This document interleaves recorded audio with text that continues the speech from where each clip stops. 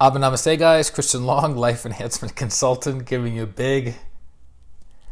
a beautiful shout out on this Wednesday afternoon here in Denver, Colorado. It's 1:00 p.m. Mountain Time. We're jumping on for our daily dose of light, love, and power. John, is that you?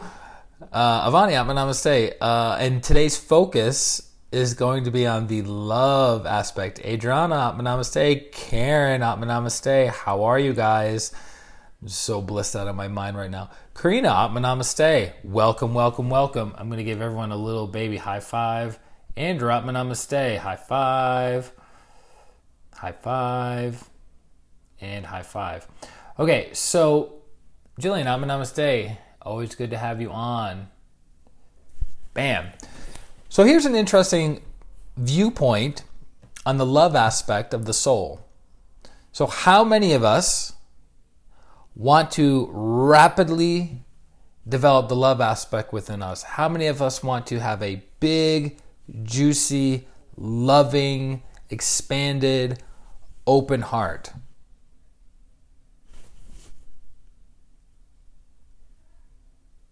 Anyone? Anyone? Anyone?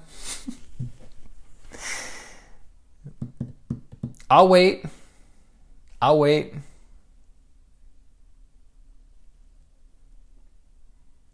All right, Adrian's all over it. Adrian's the only one that wants to know how to have a big, expansive, loving, open heart. Avani does. Elizabeth, Namaste. I like Avani. Was that Karen? I like Avani, how she just points up to her name. Me! Okay, sweet. Okay, here it is. You ready? Have children.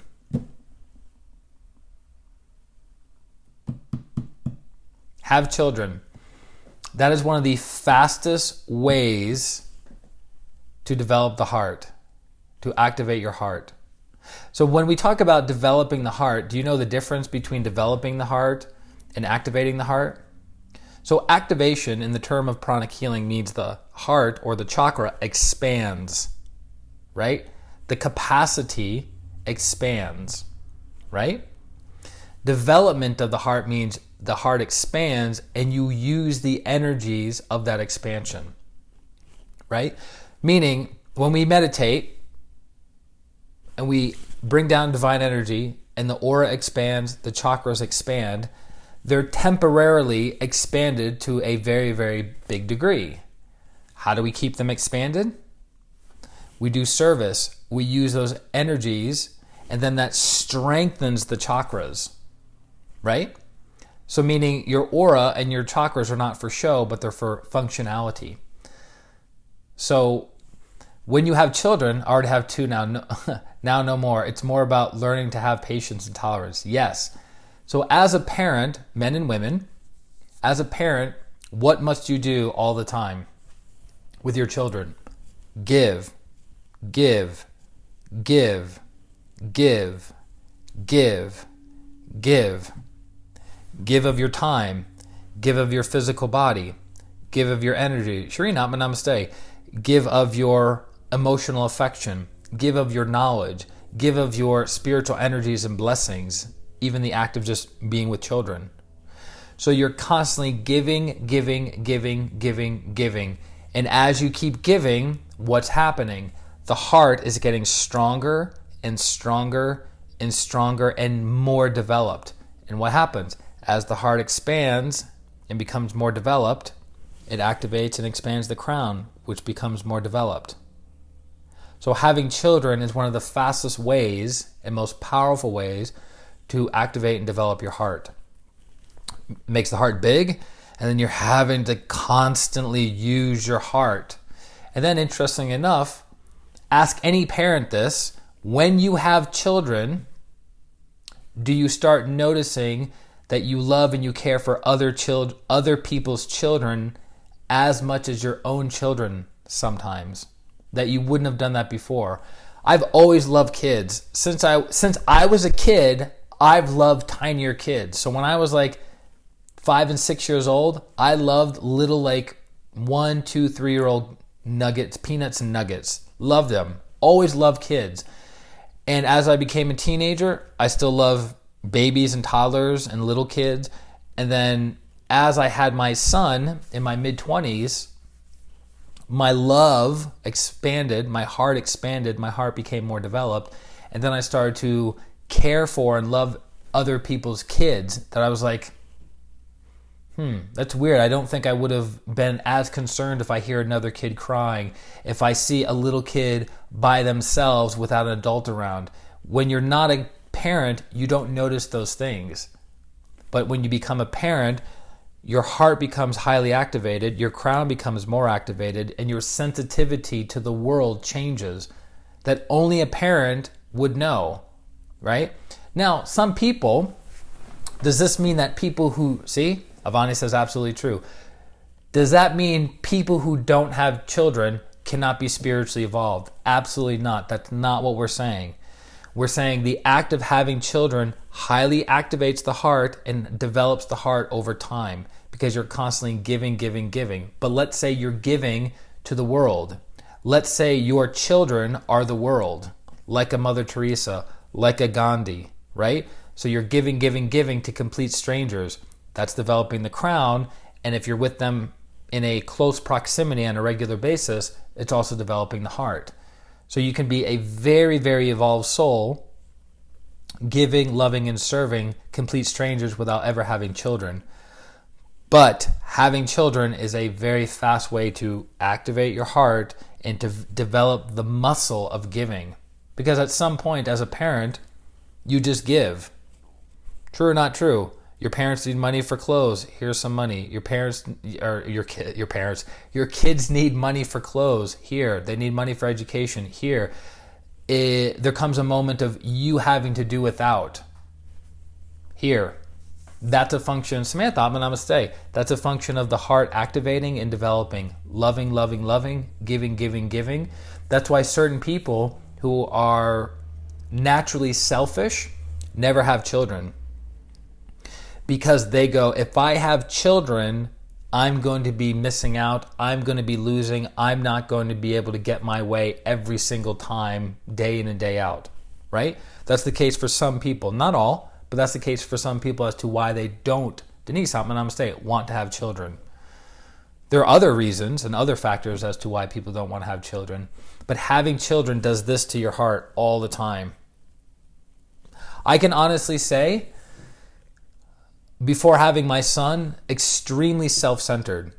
Out of survival, I wasn't self-centered because I was selfish for the sake of being selfish. I was self-centered because I was trying to survive every day of my life, right? As I had a child, I had to do what? I have to give. I have to sacrifice. And unfortunately, the dynamic and the karma between my ex-wife and my son, he's at a distance from me. But when we spend time together, it's dad gives and gives and gives. At a distance, dad gives differently, right? Dad gives differently. So again, being a parent is a very powerful way to develop the love aspect within you. It develops actually all the aspects, light, love, and power, but it definitely develops the love aspect. For those of you who have had siblings, Gita, but namaste. For those of you who had siblings who are much younger than you, you had to develop the what? Love aspect within you. Giving to your siblings, taking care of them, nurturing them. I have two brothers. Denise says absolutely. I have two brothers that are 10 and 11 years older than me. 10 and 11 years older than me. So my oldest brother, Jason, had to give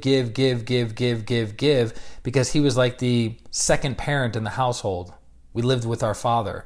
So he's the second parent in the household. So he had to give to do what? Take care of me, provide for me, the little tiny baby brother. And his heart had to keep expanding. I'm the oldest of 7. So Denise, perfect example. I bet you Denise had to give as the oldest, because the oldest has to have what? Responsibility. How do they demonstrate that responsibility? Hey, take care of your brother, take care of your sister, drive them here, drive them there, change their diapers, do this. Get dinner, set the table, all of those things. What does that do? Activates the heart. You are giving. He keeps saying the word give a lot because that's the function of the heart, is to give. So, Amanda, I'm going to say, so the people who are selfish, big solar plexus, teeny tiny baby heart. Big solar plexus, because what's solar plexus? Self-interest. You work to earn money to pay for your car, to pay for the place you live, to buy food, to have entertainment, to do a little bit of traveling. Self-interest. You don't go to work out of selflessness for most people. You go to work out of self-interest. Now, when does it become selfishness? When you get what you need, want, and desire at the expense of another person. So we can be, and this is not one size fits all, meaning if you're selfish in one area, you're selfish in every area. That's not accurate. It just means there's a tendency, right? So you can be selfish in the bedroom, but super selfless in the business world, or vice versa, right? So there's physical selfishness, sexual selfishness, financial selfishness, emotional selfishness, mental selfishness, spiritual selfishness. I know that sounds weird. You're like, how is that possible? Yes, there's even spiritual selfishness. And then you have selflessness, and you have self-interest.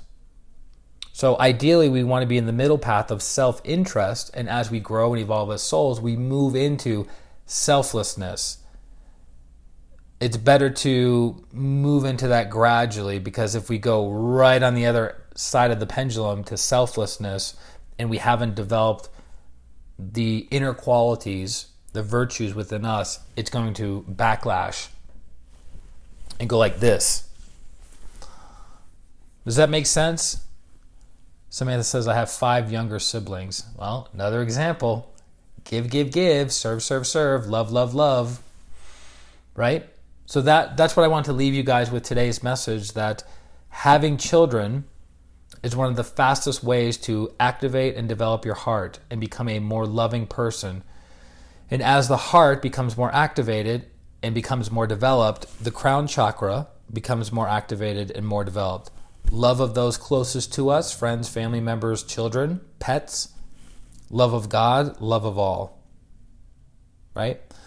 So most yogis, because of misunderstanding, and this is not their fault, most yogis who get onto the spiritual path, they start here.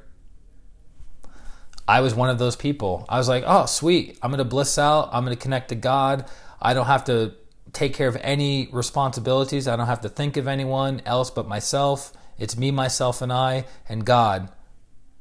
Crown, crown, crown, crown, crown, crown, crown, crown. Right? That's harder to do. That's harder to activate. I think maybe that's why one of the things that Master Choa said when I went on stage with him, this would have been 2006, and he was doing scanning.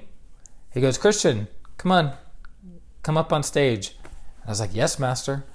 You know, I was the little disciple. And I was on stage, and Master was scanning my crown, the entry point of spiritual energy. And he goes, big crown. When you have a great teacher saying you have a big crown, negative pride immediately kicks in. He's like, yeah, I got a big crown. Yeah. And then he goes, basic, needs some work. So I had a huge crown, great spiritual experiences, lots of bliss and stillness, but I was never grounded. So my basic chakra was not strong, it wasn't healthy, it wasn't dynamic, right? So, interestingly enough, Namaste, as you develop your heart, it strengthens your basic and it grounds you, because taking care of children, taking care of children, does that ground you? How am I going to pay for their lunch? How am I going to pay for their clothes? How am I going to pay for their, right? So everything is from here and getting step down, step down, step down, step down, step down. So as the heart becomes activated, it stimulates your basic chakra to be of service to your children, right? To be of service, to provide. Because what is the love aspect? To love, to care, to provide, to preserve. That's what we're doing as parents. We're making sure these little beings that we brought into this world don't die, right? So we have to be grounded in our approach. How am I going to take care of this little thing? Make sense? Whether we have younger siblings that are much, much younger, or whether we have children. Ron, Atma Namaste. Always good to have you on. So I hope that helps give you guys an understanding. I'm not saying to run out and to get pregnant, or I'm not saying to run out and impregnate somebody so you can highly activate and develop your heart. But I'm saying that's one of the fastest ways to activate and develop your heart is by having children. Make sense? So that being said, if I can be of assistance to you on your path of activating and developing your heart, feel free to reach out to me at ChristianRLong.com. It's my name. It's the one that I was born with. ChristianRLong.com. Schedule a consultation or a distant healing session. Let me know how I can assist you, bringing you from where you are to where you want to be, whether it's in your physical health, whether it's in your emotional health, whether it's in your relationships, because I have lots of experience with that. All kinds of relationships. Stop being so one-minded. And then mental acuity and sharpness and problem solving. I've gotten good at that over the years. The light aspect developing. And then for people who are, you know what has rarely happened in my 16 years as a professional energy healer?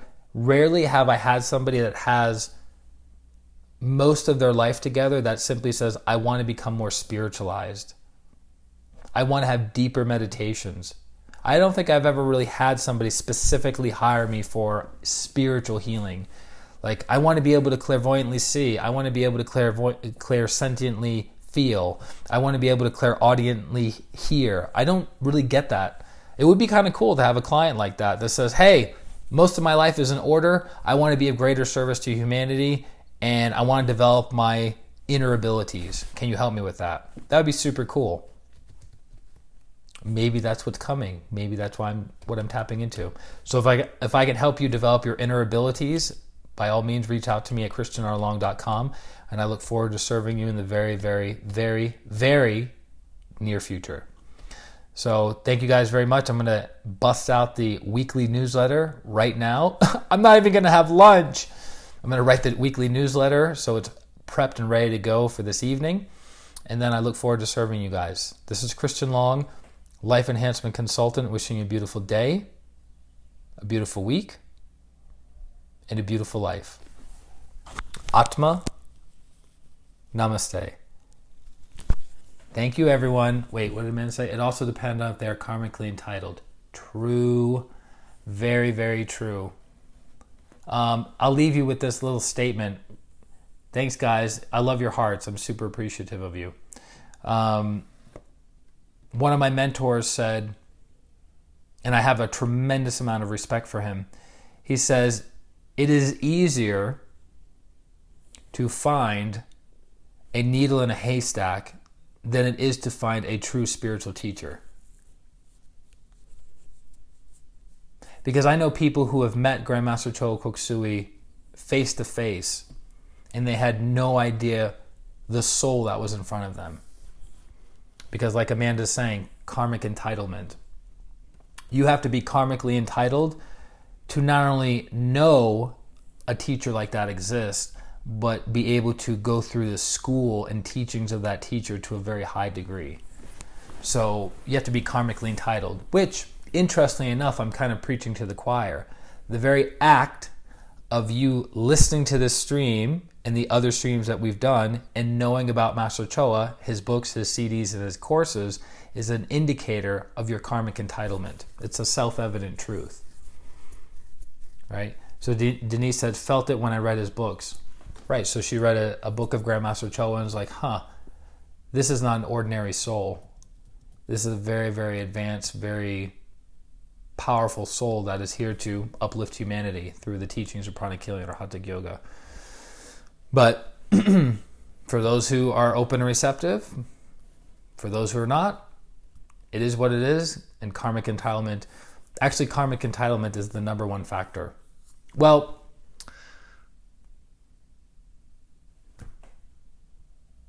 another stream for another day. Good topic though. Love you guys. Off to the newsletter. Bye-bye.